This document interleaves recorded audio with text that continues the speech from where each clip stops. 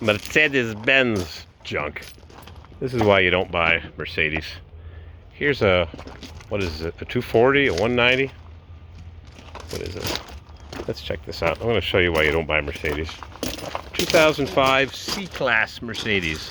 C240, but it's a 4-cylinder, I think. Yep, 4-cylinder. So, to change the starter, which is right down there, which should be an easy operation on a rear-wheel drive 4-cylinder, you have to remove the intake manifold, which has already been removed, thank you. The oil filter cooler adapter assembly to get to the starter. And even if you can get to it from underneath, which you can't because the steering shaft is in the way, that's the steering shaft, you can't drop the starter, it won't come out the hole. So intake manifold, fuel injection lines, here's the fuel injection. Whoop. Oil filter cooler assembly to get to the starter, which looks like it was never changed. Maybe that's why they scrapped it.